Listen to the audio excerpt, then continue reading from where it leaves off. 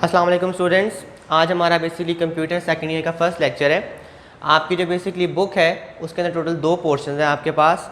जो पहला पोर्शन है वो आपका थ्योरेटिकल है, आपका डेटाबेस उसके अंदर डिस्कस किया जाता है जो आपका डीबी है। और सेकंड जो आपका पोर्शन है वो आपका बेसिकली जो आपकी सी लैंग्वेज है इसके ऊपर बेस करता है। ठीक है, तो अभी हम आपका जो लेक्चर नंबर 1 है इसके अंदर हमने जो हमारा सेकंड पोर्शन है डीबी के बाद जो स्टार्ट होता है हमने उसको डिस्कस करना है। ठीक है, तो चैप्टर जब आपका ये स्टार्ट होता है तो इसके अंदर कुछ बातें तो बेसिक्स ही हैं जो कि आप ऑलरेडी 9th और 10th क्लास के अंदर आप लोग कवर करते रहे थे। ठीक है, सबसे पहले आपके वहाँ पे डेफिनेशन लिखी हुई है कि set of instructions given to a computer is called computer programme.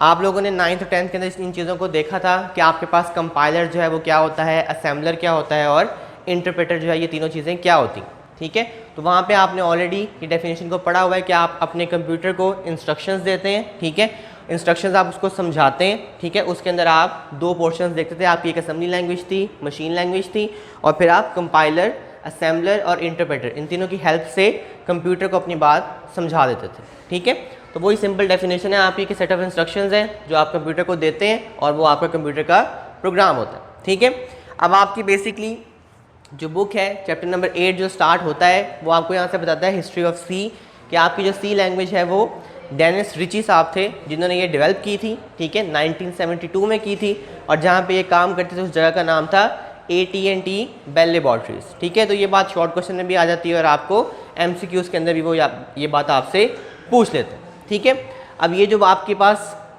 उन्होंने थोड़ी सी आपको हिस्ट्री बता के वो थोड़ा सा फिर बैक एंड पे चले जाते हैं। हुआ ये था कि जब इन्होंने लैंग्वेज डेवलप करना स्टार्ट की थी कंप्यूटर के लिए तो सबसे पहले इन्होंने लैंग्वेज को नाम दिया था ए का। ये बात जो है ये आपकी बुक पे मेंशन नहीं है, लेकिन आप अगर गूगल पे सर्च करेंगे तो आपको मिल जाएगी। ठीक है, जो ए लैंग्वेज इन्होंने बनाई थी वो कम्प्लीटली फेल हो गई थी। उसके बाद इन्होंने क्या किया, इन्होंने जो नेक्स्ट लैंग्वेज बनाई उसका नाम इन्होंने बी रख दिया। ठीक है, और वो केन थॉमसन ने 1969 और 1970 एक साल के अंदर उसने ये डेवलप करके लॉन्च की थी। ठीक है, और आप देख सकते हैं कि उसके तकरीबन 2 साल बाद ही सी आ गई थी। जो बेसिकली बी लैंग्वेज थी इसके अंदर हमें थोड़ी सी बात समझ आ गई थी कि हमने कंप्यूटर को किस तरह से अपनी बात को अंडरस्टैंड करवाना है, लेकिन स्टिल इसके अंदर बहुत सारे फॉल्ट्स थे, बहुत सारे डिफेक्ट्स थे। तो उस वजह से उन्होंने एक नई लैंग्वेज बनाई जिसका नाम उन्होंने सी रखा था। ठीक है, सी लैंग्वेज भी जब उन्होंने बनाई थी तो बेसिकली ये 2 लोग थे, एक कर्नॉग था और सेकंड आपके डेनिस थे। तो इसलिए फर्स्ट ऑफ ऑल इसका नाम पहले था K&R। ठीक है, फिर जैसे आप लोग केमिस्ट्री के अंदर फॉर्मूलाज पढ़ते हैं कि आपके पास जैसे सिंपल हम नमक कह देते हैं, लेकिन केमिस्ट्री लैंग्वेज के अंदर वो सोडियम क्लोराइड है। तो पूरी दुनिया में आप कहीं भी चले जाएं उनको शायद सॉल्ट का या नमक का नाम पता हो, लेकिन NaCl का सबको पता होता है। ठीक है, इसी तरह से हमने कंप्यूटर लैंग्वेज को लोगों को, बच्चों को पढ़ाने के लिए, आगे लोगों को फर्दर गाइड करने के लिए हमने उसका एक स्टैंडर्ड बना दिया। ठीक है, और वो स्टैंडर्ड था ANSI C के नाम से। ठीक है, अमेरिकन इंस्टीट्यूट था ये और ये इसके ऊपर ऑलरेडी वर्क करता था। ठीक है, तो उन्होंने ये स्टैंडर्ड बना के ANSI C को फिर प्रॉपर्ली लॉन्च कर दिया था, और ये बड़ी स्ट्रॉन्ग लैंग्वेज है, ये अभी भी दुनिया में यूज़ होती। ठीक है, फिर अब हम आते हैं इसकी थोड़ी सी बेसिक्स की तरफ कि जब आपने इस लैंग्वेज को यूज़ करना है, जब आपने इसको चलाना है तो आपने किस तरह से करना है। सबसे पहले आपको एक कंपाइलर चाहिए होगा।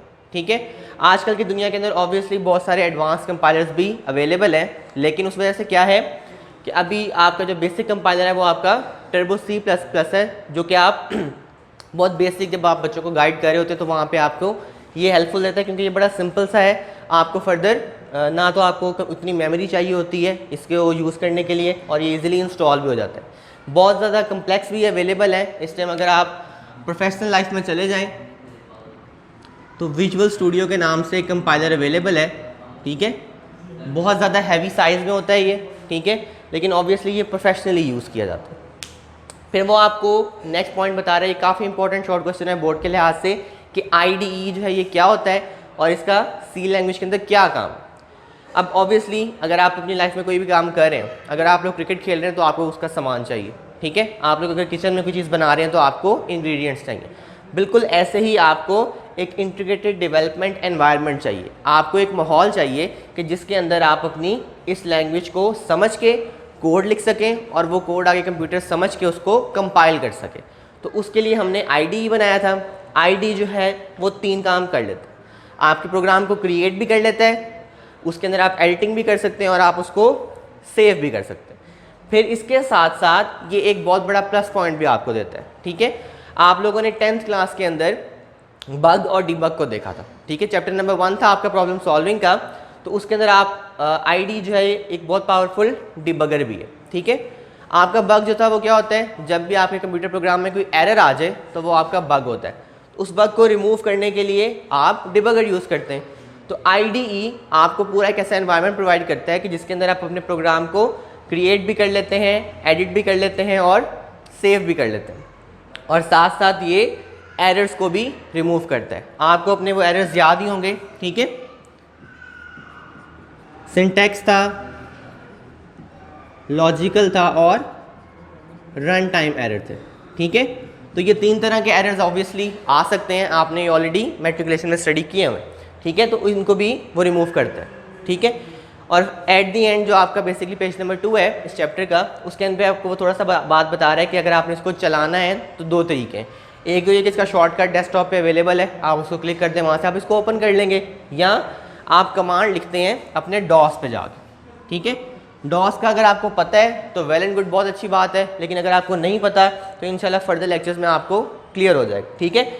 आप डॉस को ओपन करते हैं और वहाँ पे जाके आप TC की कमांड लिखते हैं, ठीक है, जो कि आपका टर्बो का कंपाइलर टर्बो C++ का। तो जैसे ही आप ये कमांड लिखते हैं तो ये ऑटोमेटिकली इन्वोक हो जाता है, मतलब ये कि चलना स्टार्ट हो जाता है, ठीक है स्टूडेंट्स। तो ये बेसिकली आपका चैप्टर नंबर 8 का बेसिक का फर्स्ट लेक्चर है, ठीक है। इसके बाद जो हमारा नेक्स्ट लेक्चर है उसके अंदर हम देखेंगे कि हमारा जो IDE है वो प्रोग्राम को कैसे क्रिएट करता है, कौन सी कमांड्स को एडिट कैसे करता है और उनको सेव कैसे करता है, ठीक है students. Thank you so much for joining me in this lecture.